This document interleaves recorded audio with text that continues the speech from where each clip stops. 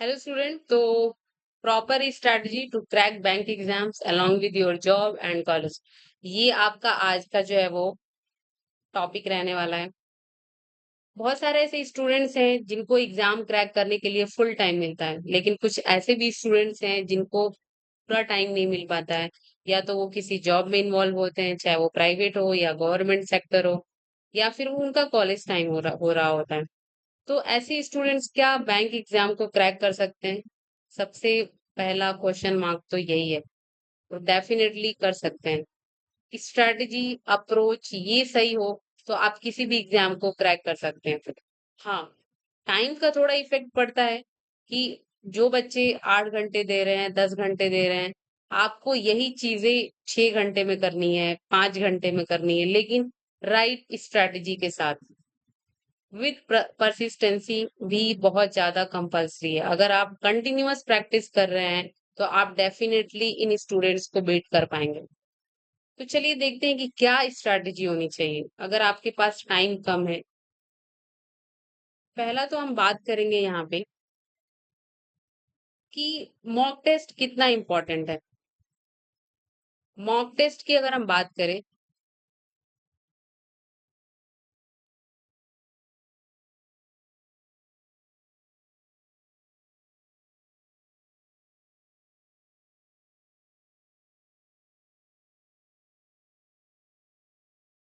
Mock test इस exam में आपका 100% इम्पोर्टेंट है।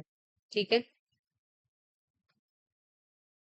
अगर आपके पास सपोज 4 से 5 घंटे हैं या फिर 5 से 6 घंटे मिल रहे हैं आपको दिन के, आप इसको पहले सेग्रीगेट करिए कि आपको इवनिंग में जो है वो 3 घंटे मैनेज करना है। 3 से 4 अगर घंटे मैनेज हो जाता है तो, और मॉर्निंग में क्या करना है आपको, 2 घंटे मैनेज करना है। ठीक है। ये आपको इजीली आप क्या कर सकते हैं, मैनेज कर सकते हैं। अगर आप वर्किंग है या आपका कॉलेज टाइम चल रहा है तो ये आप टाइम मैनेज कर सकते हैं। अब अगर हम बात करें कि मॉक टेस्ट डेली वाइज देना सही होगा या वीकली देना सही रहेगा या अल्टरनेटिव डे पे देना सही रहेगा, मॉक टेस्ट को क्या करना है कि हमें डेली देना है। ठीक है। आप एक दे सकते हैं, स्टार्टिंग आपका टाइम है तो, क्योंकि स्टार्टिंग इन द सेंस कि अगर आप बिगिनर हैं, आपको पता नहीं है कि मॉक टेस्ट में क्या क्या टॉपिक आते हैं, किस किस टॉपिक से क्वेश्चंस पूछे जाते हैं, तो आपको स्टार्टिंग में एक ही मॉक देना है और ये एक मॉक आपको 1 मंथ तक कंटिन्यू करना है। एक मॉक टेस्ट डेली, या आप इवनिंग में दीजिए या आप मॉर्निंग में दीजिए। और इसको मॉक टेस्ट ये देने के साथ ही साथ आपको एनालिसिस भी करना है। क्या करना है, एनालिसिस करना है। एनालिसिस कैसे करना है, जो इसमें आपके 100 क्वेश्चंस होंगे, जो इसमें 100 क्वेश्चंस होंगे, इसमें 35 सपोज आपका क्वांट होगा, 35 आपकी रीजनिंग होगी, और आपका यहाँ पे 30 क्वेश्चंस इंग्लिश का होगा। तो इसको क्या करना है कि मान के चलिए कि आप स्टार्टिंग में 20 से 30 ही क्वेश्चंस अटेम्प्ट कर पा रहे हैं, 70 क्वेश्चंस आपको एनालिसिस करना है। तो सॉल्यूशंस आपको उसी मॉक में दिया होगा और उसको क्या करना है, आपको अप्रोच सीखना है कि किस क्वेश्चंस का सॉल्यूशन कैसे है, कैसे सॉल्व किया हुआ है। ये सारी चीजें आपको ध्यान में रहना है। तो यहाँ से हमारा फिक्स हो गया कि डेली आपको एक मॉक टेस्ट देना है, 1 मंथ तक कंटिन्यूअस देना है। 1 मंथ के बाद ये संख्या हम दो कर सकते हैं। दो एनफ होगा अगर आप 4 घंटे के हिसाब से या 5 घंटे के हिसाब से स्ट्रेटजी बना रहे हैं। लेकिन हाँ, इसमें क्या है, आपकी स्पीड जो है, आप अगर आप डेली दो देने लगेंगे तो आपकी स्पीड जो है ऑटोमेटिक इंप्रूव हो जाएगी। क्योंकि हर एक चीज एनालिसिस में यही चीज देखनी होती है कि अगर क्वेश्चंस में मैं 2 मिनट टाइम लगा रहा हूँ या 3 मिनट दे रहा हूँ तो उसको 1 मिनट में कैसे करना है, देन उसको 30 सेकेंड में कैसे करना है। ये सारी चीजें इंप्रूव होगी और ये इम्प्रूवमेंट टाइम के साथ आपको धीरे धीरे आएंगे। ठीक है। तो पहली चीज तो हमने मॉक टेस्ट कवर कर लिया। ये हमारे मॉक टेस्ट अगर एक देते हैं विद एनालिसिस,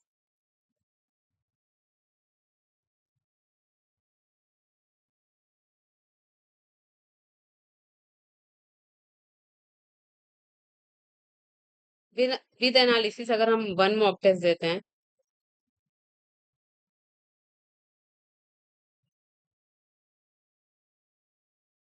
तो हमारे 2 घंटे इजीली कंज्यूम हो जाता है। ठीक है। एक मॉक डेली विद एनालिसिस,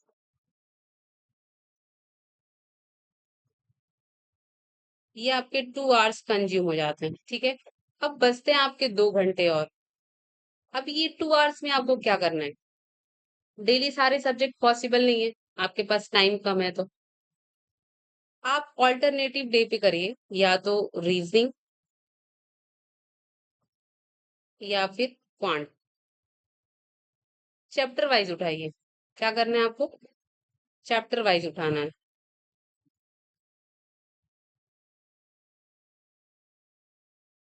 एक चैप्टर को आप 3 दिन टारगेट करिए, 3 डेज टारगेट करना है, और इसको 3 डेज में ये चैप्टर कंप्लीट करना है with all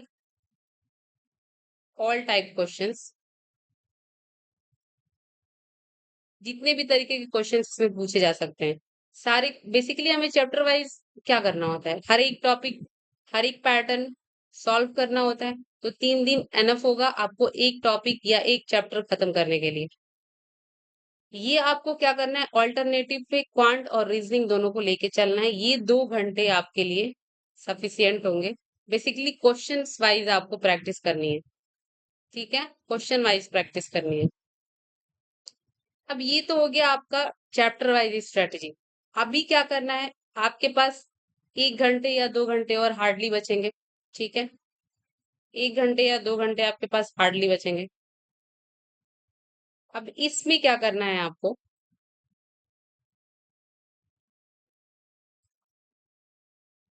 1 our, 2 hours remaining. इसमें आपकी स्ट्रेटजी क्या होगी? पहली स्ट्रेटजी, डेली आपको 30 मिनट जीए करना है, ठीक है।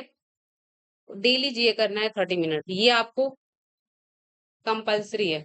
क्योंकि एकदम से अगर आप कोशिश करेंगे तो वो फिर बहुत ज्यादा आपके लिए हेक्टिक हो जाएगा। सिर्फ 30 मिनट करना है, और 30 मिनट में ही इसको वापस से एक बार रिवीजन कर लेना है साथ के साथ ही। ये आपको काम डेली करना है, ठीक है।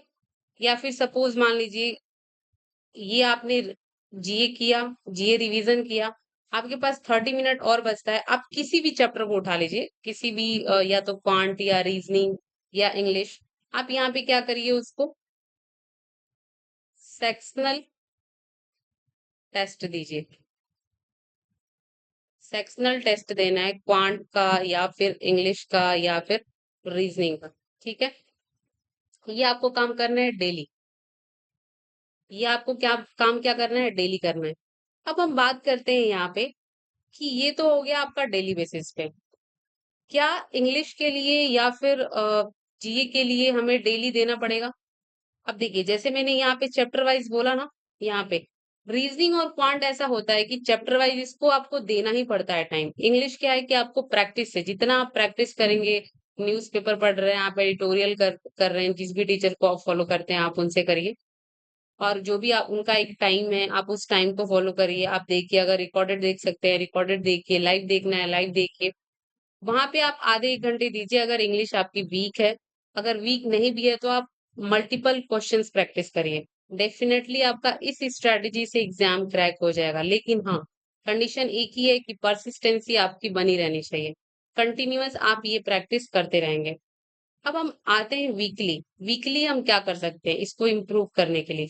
वीकली आपके पास, अगर आप वर्किंग है तो सैटरडे या संडे आपके पास टाइम होगा कि ये फुल टाइम होगा। फुल टाइम होगा तो आपको क्या करना है, जीए जो है, एक तो पूरे वीक का आपको रिवाइज करना है। पूरे वीक वीक का जीए आपको रिवाइज करना है। वीकली जीए रिवाइज करना है, ठीक है। ये हमने कंप्लीट कर लिया। इसके बाद आपको क्या करना है, कोई भी एक टॉपिक उठाना है, या तो इंग्लिश हो या रीजनिंग हो या क्वांट हो। इस पे आपको एटलीस्ट 5 आवर्स देने हैं किसी एक चैप्टर को, जो आपने इस 1 वीक में कंप्लीट किया है, वो सारे चैप्टर्स को रिवीजन करने का। मतलब रिवीजन यानी कि क्वेश्चंस जितने भी बन सकते हैं, क्वेश्चन जितने भी बन सकते हैं उसको सॉल्व करना है। ये आपका काम होगा आपका वीकडेज में। यानी ये स्ट्रेटजी हो गई। ये स्ट्रेटजी आपका प्रीलिम्स और मेंस दोनों साथ साथ लेके चलेंगे। मेंस के लिए क्या है कि अभी थोड़ा मेंस के लिए ऑलरेडी हम यहाँ जीए कंप्लीट कर चुके होंगे, रीजनिंग और क्वांट इसके टॉपिक वाइज हमने प्रैक्टिस कर चुके होंगे हम। अब बात आती है मेंस के मॉक टेस्ट की।